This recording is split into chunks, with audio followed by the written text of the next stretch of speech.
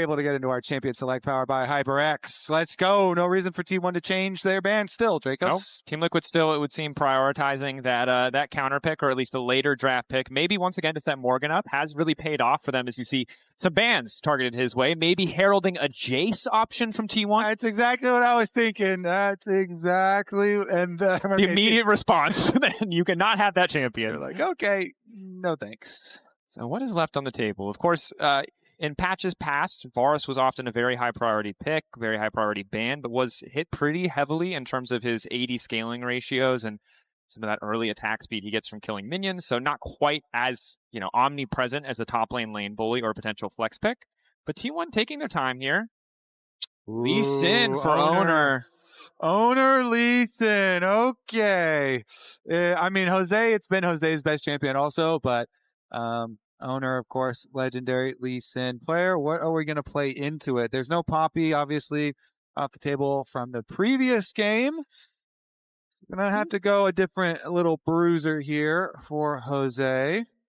See how spicy he wants to get. I remember in 2024 when he played for Estral, he was playing, I think, Viego into Oner's Lee Sin, and it did work out somewhat well early on. Instead, we're going for a little engage on the bottom side. Yeah, if you have Neeko, Nocturne's always really good to make sure the engages are really powerful. There you go. Instantly can get that pairing. You turn out the lights, get the Neeko exactly where she wants to go. And that's going to be telling the exact comp here that we're going to run. So what kind of counter engage are we going to get?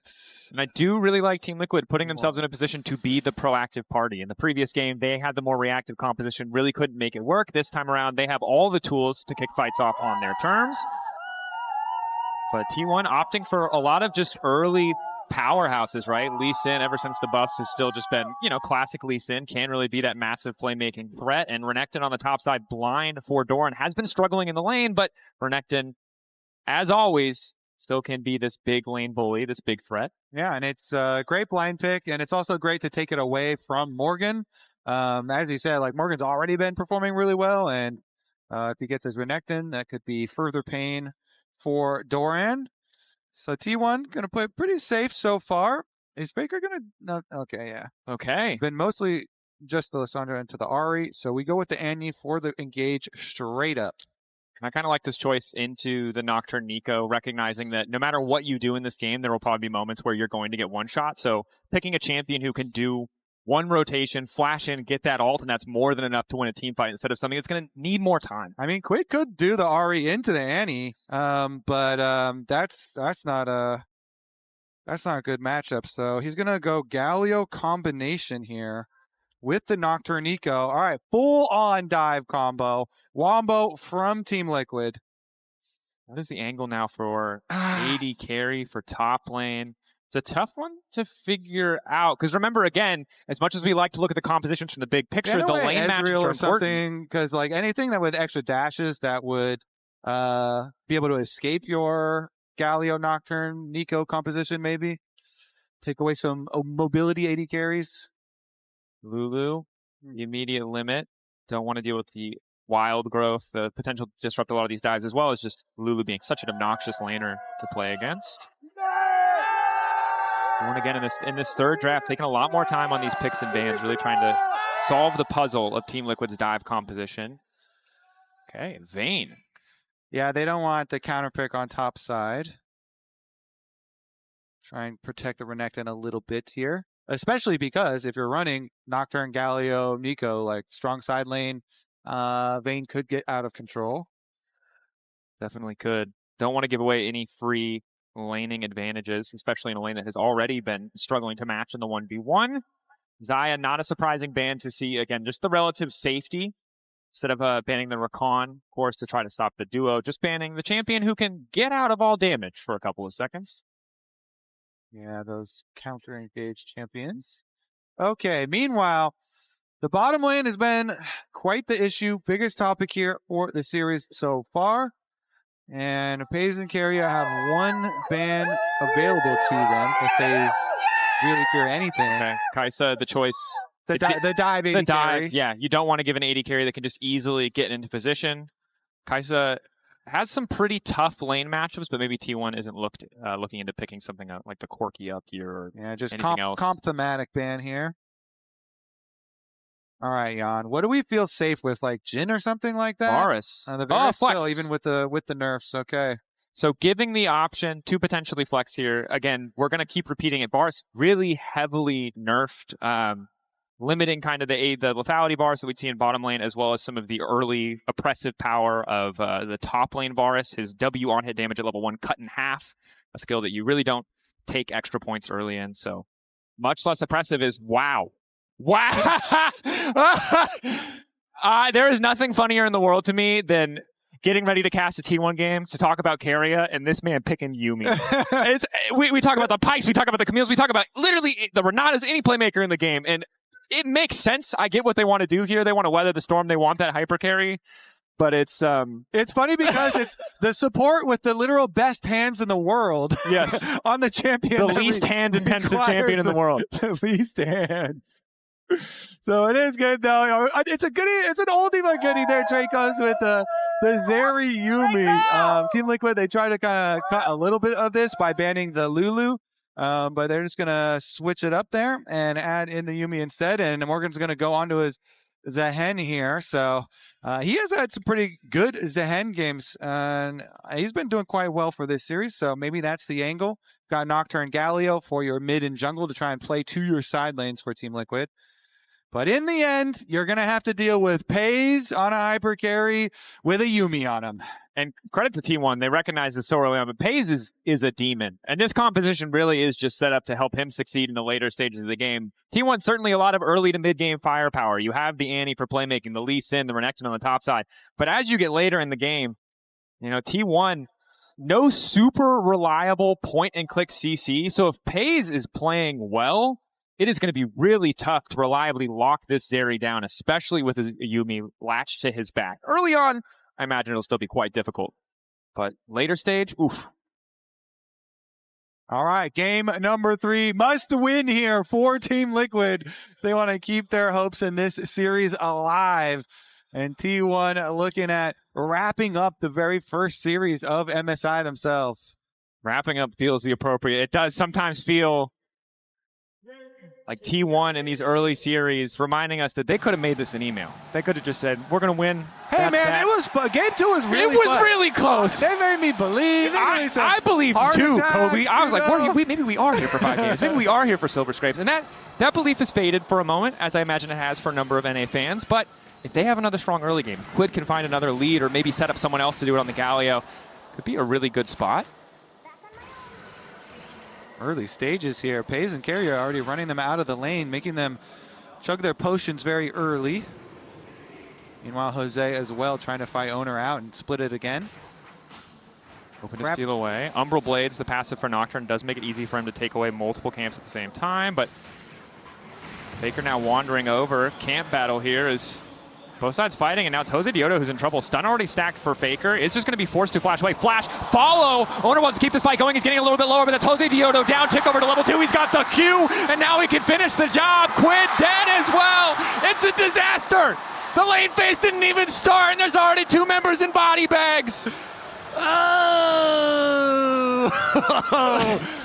the North American fans are looking at an early bedtime now, Draco.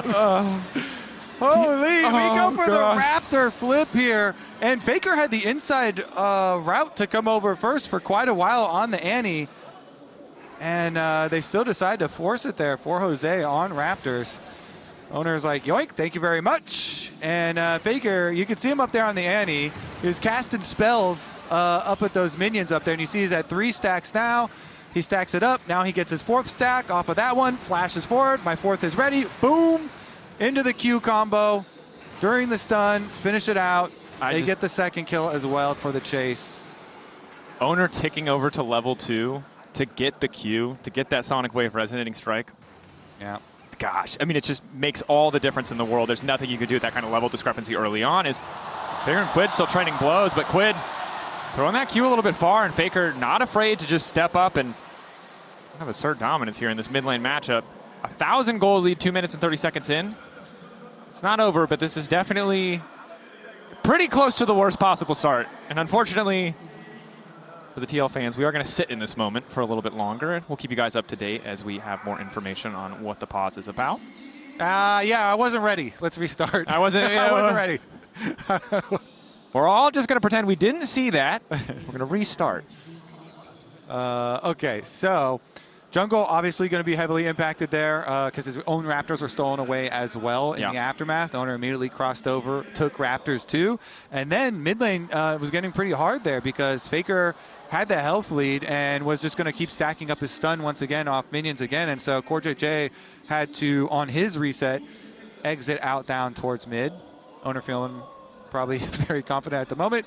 Yeah, it's a good look. And I think stealing camps away from any jungler early on, getting that kind of advantage against any jungler feels good. But against Nocturne, it's especially punishing, right? Yeah. Nocturne can be a big duelist threat early, but you just mostly don't have to fight him. He doesn't have a big dash. He doesn't have a way to get on top of you. So it's all often about farming for that level 6, and that's just been slowed down so significantly. Whereas an empowered Lee Sin, a Lee Sin who gets early kills, is terrifying across the entire early to mid game. Morgan, though, once again, maybe hoping to be the difference maker. W flash, forcing the flash out from Doran as well. Well played by Morgan. I mean, Morgan this whole series has been performing here, and it has been very much in isolation, too. Top lane truly has been the island that it's known for. So CoreJJ is actually just going to finish pushing the wave for Quid there, but, I mean, it's still going to be a substantial deficit in mid lane as well. It's not just the fact that the extra kill went over to Oner, and he's got the money there to give the lead over jungle, but also the CS difference that Quid suffered because of this. The one thing that they could try to do to make up for it is that Quid has flash advantage over Faker, so you can flash right onto him and then try and go for a taunt play to set someone up if your jungle or support is at a roam time or something like that, but that's might be wishful thinking. Especially when Josedeodo doesn't have that flash himself, right? Doesn't have that way to get in, as we see Oner poking his head into the mid lane, just knowing that they could respawn. Yeah, force this out, and there's not really going to be a good response. Don't know if he has perfect information on Josedeodo, but knows he's just more powerful. The mid lane 2v2 here. Mid jungle so strong for T1. Yes, sir, and that is going to continue. This is interesting. We got a reset from Jose, so they're going to fight over these Krugs. Oner still level 4. Josedeodo has blue buff advantage. Oner wisely waiting out the AD steroid that comes in from Nocturne. Doran waiting off to the side, gets the Krugs, looking to hop over the wall. Team Liquid just have to walk away. They don't have a flash to follow. Morgan doesn't have a flash, so the mobility that Oner brings to the table is just unanswerable. Yeah, and he slaps most of the small Krugs too. Those things have a lot of the gold in them. He got the smart on the big one, gets the small ones too. He got the gold, he got the XP. And he certainly has the Lee Sin record. 61-22? Yeah. Okay, all right. Okay. I mean, what does Jose got? Let's see. He's going to run through mid. Oh, man, it's so painful, dude. Auto the wave. Do it. Auto the wave. Okay. No. He has no camps to do. Oner's taking everything from him. Took his Lee Sin from him. And took his life from him. And you can see, like, Jungler just walked by. Josedeodo just walked by, and Faker is just walking to Quid's face because he doesn't have to care. Nocturne pre-6 at a deficit just isn't a threat to him when there's this big of a health discrepancy. I feel like we used everything in the previous game. And then this game, it feels like everybody's out of breath. Let's be clear. See, if anyone on the planet says they would have the mental fortitude to come in 100% form after that last game, you're a liar. That's a hard one to lose. And so for TL, after that early level 1, 6-4, bro. We have to hope for the bounce back. We have to hope for the bounce back. Level 6 to level 4, come on. Uh-oh. Lee Sin coming from behind. Peyz looking for the setup. Oner locked down for a moment. Gets the kick across. Core's going to live.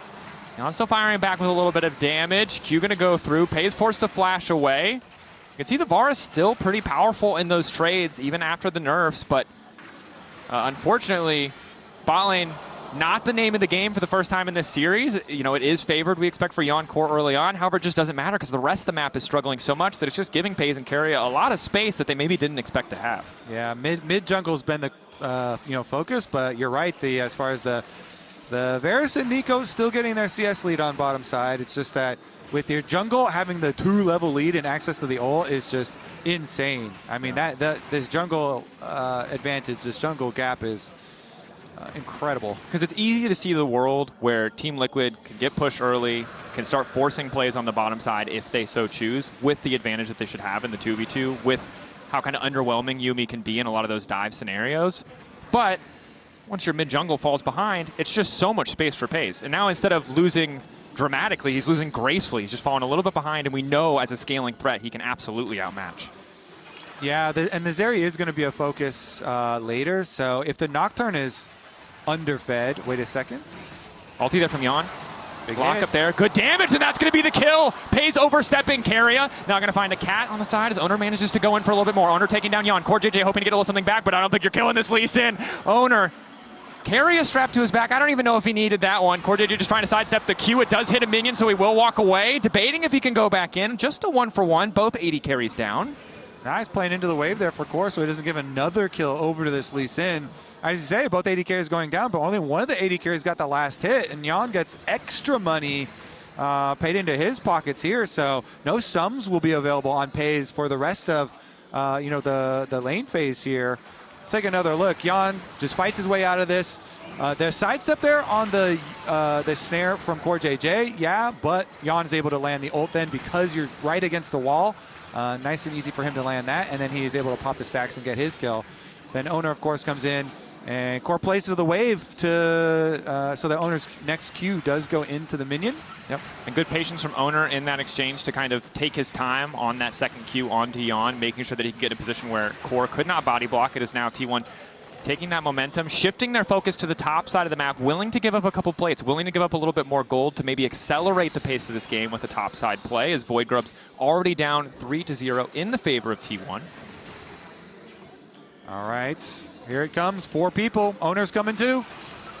Morgan in trouble. Can he stack his passive? Lock up there. Ulti across. CC immune for a brief moment, trying to turn it back. Deletes the wave. Oner now going in. Forced to dash back out, but that blinking health bar is so low. Keep your eyes on the Yuumi. Damage the Q. Oner, does he want to take it? Can't risk getting knocked up. The redive, it feels like it has to happen. Another Q, this time it's going wide. Where's Nocturne ult? Come on, get over there. The prowling projectile not there. Oh my goodness, Morgan lives. They protect Morgan. He's able to survive in the end. Just barely. The Nocturne had started coming over from mid lane, so they knew Jose was going to get into range to ult. And then Morgan will live this time around. He had to use the flash there, though, because of Oner taking his Q in. And they kind of delay. It's a quick dash back. Good to survive. Does mean that Josedeodo also picks up a bit more money in the mid lane, but the top side of the map is bleeding gold. Continues to, at least in mid jungle. Morgan doing a good job of holding his own, but you've seen, even if you're doing well in the 1v1, once you fall behind in mid or jungle, you're going to see a lot more people in your lane than you maybe bargained for. Morgan adjusting his lane assignment to pick up mid. Quid just now going to be able to get the recall. Yeah, we'll see too, because bottom lane, they swapped over Doran there into the 1v1 versus Yeon, and Yeon's about to have both summoner spells plus a Neeko. Maybe CoreJJ can make some sort of sneaky Neeko play on returning to lane. They do have a lot of vision down on the bottom side, so Doran's got to be very careful here with no ult for himself. Yeah, no ulti. Jose, or Neeko there, excuse me, right into vision. Kill would be ideal. Forcing a flash would be good, but you can see Oner is still hovering. And they'd have to kill Doran incredibly quickly. They don't want the counterpunch to come through. So instead, just continuing the work that they started earlier when T1 opted to swap their bottom lane to the top side of the map, chipping away at the plates. TL can continue to keep Jose's whereabouts unknown to T1 too. Always threatening, where is this Nocturne going to be? So under tower, Doran's just going to try and survive here, weather the storm, weather the onslaught. The Varus Neeko still, even with the nerfs, doing a decent amount of damage and getting that tower so low that the first tower bonus within reach for Team Liquid, if they can make one solid play for themselves on the bottom half of the map. But they're losing the mid jungle so hard that mid's constantly getting priority, chunking down Quid. And then Oner has retained his 1,000 gold lead here in the individual matchup. And that has resulted in a completed item, a full Sundered Sky, which makes him very strong in all these skirmishes. Now, finally, though, Jose does get his Hexplate done. That's going to be big, especially before we see that ultimate come out. As you mentioned, the path to T1 or to TL, excuse me, making a play is very clear, but it's just so hard to get that set up when you're not able to get push in your lanes first. It's really only top lane where they're able to contest, and Doran, now that he has a bit more healing reduction, is feeling a lot better in that 1v1. We'll see if he can get the first item completion as they're effectively neck and neck after that topside focus from T1. And Doran had to suffer a bit. CoreJJ looking for the play, gets the flash out. Might have mistracked the summoner, thought they had an angle there, but that is the paranoia down. Oner staying, keeping his focus on this objective. Faker waiting off to the side, does not have access to ulti, crucially, but Team Liquid don't want to walk up and fight this. They have Galio. Are they Quid coming in from behind. Gonna go for the 50-50. Oner once again takes it. Ulti from Yeon does not connect. Forced to back off. Oof. Very close, just looking for the flip there, trying to get into range of the smite, and Oner's able to land it again. Oner's smites have been very good. That they have. This series as well. So T1 secure it, Dragon number 2 for themselves, and they keep on building towards the Dragon Soul. Frustrating for Team Liquid too, because they certainly had the tools, they had the cooldowns, but weren't quite all on the same page. Didn't want to risk going any further after Oner did flash backwards. Again, Oner's really strong, so I understand why Josedeodo wouldn't want to be locked in a 1v1 there. Meanwhile, Peyz, the one thing for T1, they do need to get more money into Peyz, more damage. I mean, he's eventually going to get there, and he has the safety of his own cleanse, plus Mikhail's on Keria for later, but definitely needs a bit more to keep the income up, keep the damage coming for him for later, so that he can take over later on. And meanwhile, Oner doing a very good job in keeping the vision control here to allow more safety for these lanes. Yeah, and really rapidly reassigning lanes just to make sure that Peyz does have some space to farm, recognizing he's one of the weakest people on the map right now as CoreJJ is in trouble. Yeon coming over the wall. Kickback from Oner is there. Oof. Trade of cooldowns. Paranoia coming out. So let's play on the top side. Josedeodo debating if he can follow. We got plays in multiple places, both top lane and in the bottom lane. The Faker manages to escape on the top side play and the bot lane play. The kick from Oner is enough for the disengage. Is again, the main benefactor here anytime we see these plays go bloodless is just Peyz. Gets the time, gets the space. Pushing in on mid, turret play money here for him. Oner's taking away the jungle the entire time too to keep his lead up, keep his advantage up. Meanwhile, on the top side, they didn't want to full send after Faker used his flash down the river. So they don't end up actually following there. And so TL doesn't really even have any kind of answer after the incursion from T1. And just look at all the extra vision here laid up through this jungle area that T1 are able to leave behind and make these consecutive plays very confident from them. Of course, Doran's always getting the short end of the stick. The last time around when they had to swap over, you know, he's like, all right, fine. You know, I'm the one going into the Varus. Whatever. Whatever. I'll take a little bit of a hit. Tower's going to take a little bit of a hit, and it is first tower bonus. So that's, you know, a little extra something there for TL to try and get them back into fighting shape. And you do get the Trinity Force also completed from Morgan on his Zaahen. See if he can be a factor in the team fight. Yeah. Extra levels too. Just Morgan going to be a bigger threat. A lot of those early cooldowns just super long for the Zaahen. But T1, we expect with the Herald, going to break down a few more structures. Might not even need it for mid lane. Looks like just half a plate remaining there. There's a TP to the bottom lane. TL determined to make a play on to Doran. Morgan dashing in, has that extra shield. Ulti comes out from Doran. Immediate stun on the Quid as the taunt is there. And meanwhile, in the mid lane, they're trying to make another play at the same time. Peyz living for an extra second here. Josedeodo continuing to walk up, hoping to get that shutdown on the Oner, but they can't quite finish the kill. Doran also surviving in the bottom lane. Why is nobody dead? So many cooldowns. TL just don't have quite enough damage to finish off either play. And Faker had been pushing up to the side lane on top side, so he got all the way to the tower. But that timing window was a great window of opportunity for Team Liquid, and they're unable to actually make it count. So close. I mean, Peyz no flash and no cleanse. Keria used both summoner spells as well, but not being able to get that shutdown on Oner, oh man, that would have been so juicy for TL to get that shutdown. But they're unable to get it. We'll have to see. Dragon is the big objective to look at next. It would be soul point for T1. It would be the first for TL in this game. 2 items for Yeon. is the center of attention this time around. He's been struggling. This is certainly a chance for redemption in these fights because he has the damage to bring it home, to find the edge for TL, but he needs to make sure the rest of his team is ready to fight alongside him. We can't have more of these issues where they're not quite able to finish a kill or the cooldowns aren't quite in sync. Especially because Peyz, as we said, no summoner spells for either member of the T1 bottom lane here to keep him alive, to keep him protected. No exhaust from Keria, no heal from Keria either, so they definitely, it will be TL's best shot to try and kill off this Zeri. See if they could actually do it though next time. Oner's up to his 2-item power spike with his cleaver done as well. Important to note that the gold difference between Yeon and Peyz has also just been dwindling. Peyz free farming so much, getting closer and closer there, and after the initial gold influx from those plates, Peyz has been able to get a few back for himself. Nice poke onto him. Okay. Another tower here goes down to the T1 split push as TL are fully grouped up around this dragon. They want to send everything here. Desperate to force the 5v5.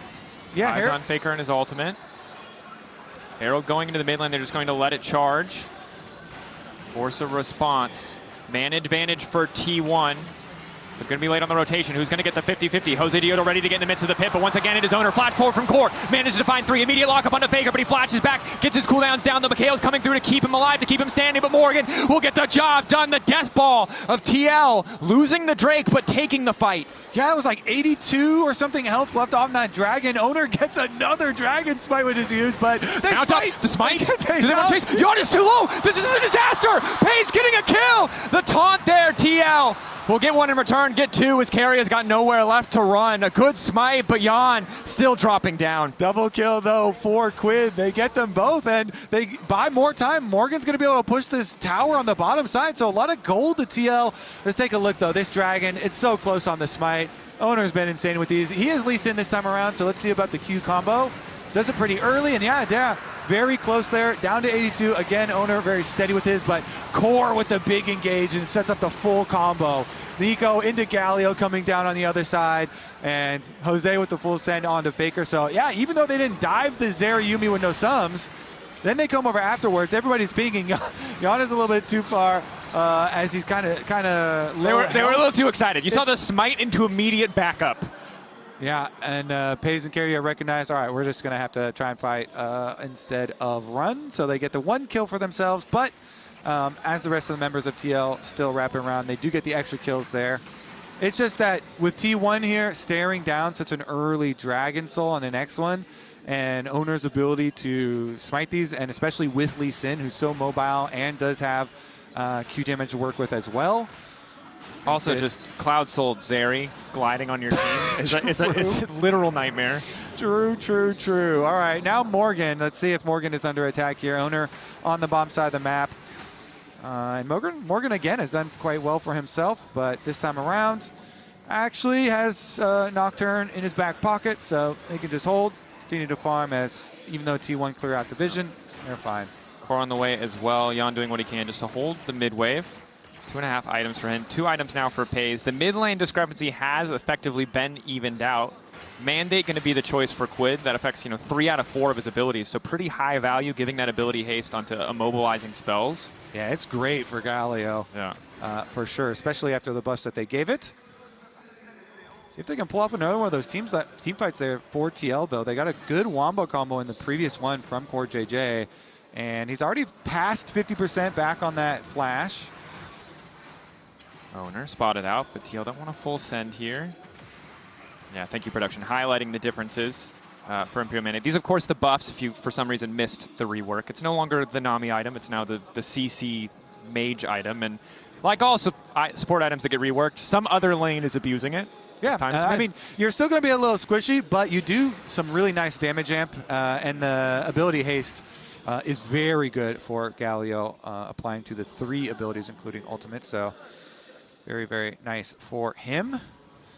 Let's see if they can pull off that combo again, though. Peyz has been right back on the map, farms up to his second item as well, so And with the Zeri against this comp, it does feel a little bit like the Kassadin meme, right? It's not level 16. It's probably more 3.5 items, but it does feel like TL are playing on the clock. Certainly they can win in late game scenarios, but killing Peyz with this composition is just going to be so incredibly difficult if he just skates over the wall and walks away from you. Yeah, we'll see. If Core has Flash, then maybe, but Peyz has Cleanse, and they have the Mikhails, of course, on Keria. So he's got 2 ways to try and like break combos that TL are going to go for onto him in the last fight. That being said, though, TL just went straight front. You know, they got 3 members and just killed the members that they did get in the combo.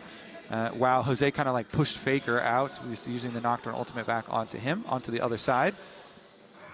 So they're definitely feeling comfortable in this one if they can fight on their terms, if they get that initial CC. Peyz not enough of a backline threat to balance out a 3-man engage from Core.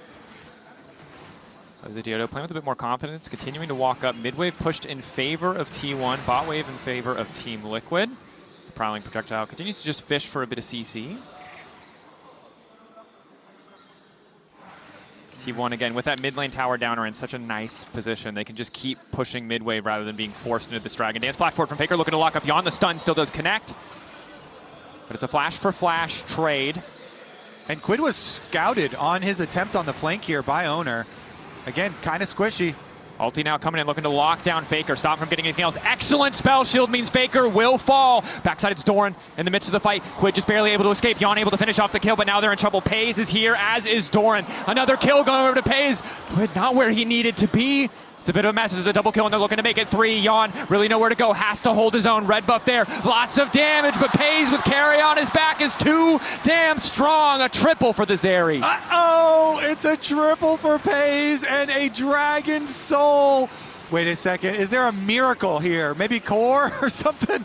They need a miracle. There's no fake jungler. There's no smite for either team. Morgan hoping to get something. Morgan dashing in, ulti, locks up Peyz, but the CC onto Morgan stops him from falling up, the pullback is there, the ulti! Morgan holding the line, will not let the dragon fall! Don't risk the 50-50, just let it reset, just let it reset. Oh, but the TPs, you can't just let it reset. Oh no, Team Liquid. Wait, Nocturne ult double maybe? TP, Nocturne ult in 8 seconds. No jungler here for T1 yet. Oner sprinting in, Nocturne racing in, Josedeodo hoping. One more smite steal to see who will get the soul. 2K, but Oner is here first. Can they get it? The soul to T1. The kickback is good on the Quid. The turn back though from Josedeodo means he should at least be able to get one. The flash over the wall just to secure the kill. They've locked down Keria. The CC is there. Quid now in trouble. Bear in the midst of the entire team, but Yeon has finally arrived. Q damage is good, but the Bear just causing a little bit too much havoc. Team Liquid forced to retreat. They got some kills, but it's the soul to T1. Oh, the scramble, and they get another one, Drakos. The Dragons all going the way of T1. Woo! What a scramble in the fight, though. Really making your blood pump in that one. Everybody coming back on the respawns. Morgan has just been trying his heart out this whole series. He's holding on for dear life here in the MasterCard priceless moment of the game. You can see the scramble starts so nice for the side of TL. Yeah, Core goes in for the combo onto Peyz, and that allows Morgan to close the distance. Then it's the waiting game and the delay. Both teams trying to buy time for their junglers to get here. We're watching the Olympic 100-meter dash from the junglers right now, just trying to get there as quick as they can. And you're going to see wards here. So it's wards for TL that see Oner's approach. And so they know where his position is, trying to get there. An Oner looks over, into the control ward, onto the dragon. Just barely, Jose is in range. Boom, and he's able to get it again. This man's smites are too good. He needs to tone it down a little bit. Come on, you can't secure every single 50. It's not a 50-50 anymore, I feel like. Nope, it's 100% Oner. Well, two things have come together at a pretty terrible time for TL, which are the T1 have soul, and Zeri now has 3 items. So, she's going to be fast. She's going to be zooming. But if Peyz gets pulled like that again, though, be a different case. He's still a low health bars. There's a mystery raptor there. Yeah, doesn't show on the mini-map at least, but if you look over there, they have a ward by it. Yep. Doran's looking for that Somek. Looking for that chicken. Doran sniffs it out. At least now he's around the rest of the raptor pit, the spawning point. I like this. I like that we've just decided to spend the next 2 minutes of this game following Core as a Raptor. Best part of Neeko, for sure. For sure. Now he's turned back into Yeon. Less exciting, but T1 debating if they can start the Baron. Certainly have the damage, but need to be careful. The collapse from TL is still lethal. Yeah, honestly, I mean, T1, though, they're fine to just keep more income onto Peyz. You know, they're not the ones that have a lot of the pressure on them to make something happen here. Morgan, I would say, still keep on focusing on him. You know, 2-item power spike here. He's actually well past it. Another component with the Caulfield's Warhammer coming in, too. And him getting the kill onto Peyz as well. So much money in the Zaahen. He's really going to have to put that Zaahen to the test.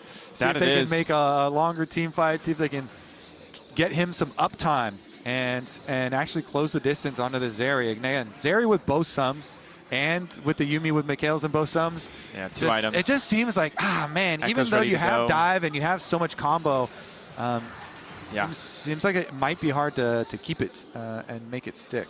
But they're going to collapse around mid, maybe. Core's wrapped around again. If they can find Peyz isolated, it's a lot, of an easier decision. Worth it just to fight for those summoners, but T1 in classic T1 fashion, just going to start the Baron, kind of force Team Liquid into a position where they have to make a play or simply just lose the objective. They have 3 blue trinkets for TL's side, so I'm not worried about this Baron getting taken away without a contest. This might be there. 8K getting lower. Oner shredding it, as is Peyz. Off to the side, Faker's going to drop the ulti. Baron clearly the objective here for the side of T1. 5K. Full faith in the 50-50s. Josedeodo, I don't think he has information. I don't think he can see anything. Oner holding on, debating. Do they want to kick the fight off? That's the ulti. They're going to opt for the retreat here. Ulti in the backside from Josedeodo. Paranoia utilized, getting the flash out. Peyz coming over the wall, wants to turn it now, and he is damn fast. He's just running Josedeodo down. Oner, kick flash across the team. Yeon immediately deleted, and Peyz about to kill everybody. And it's a quadra for Peyz. T1 are going to wipe TL off the map. That was the blink of an eye. We went from this Zeri's not a problem, this Zeri's not a problem. This Zeri is the problem. T1, Oner with an excellent engage, a confident turn to deny Jose's engage, and T1 barreling down the mid lane, looking to make it a clean sweep versus TL. Yeah, T1, after they see all the ults used and the Varus ult going wide there through the river, they turn it on, they chase him down, and T1 gonna clean it up 3-0. That they are. Oner and Faker in the early stages of the game, setting up for Peyz to dominate in that one final fight. He's not done. He wants a few more kills to close this one out. Peyz playing with fire, but he is unconcerned. They will finally kill him. But it's too little. It's too late. T1 winning the first series of MSI 2026. Play-ins favorites, delivering on that expectation.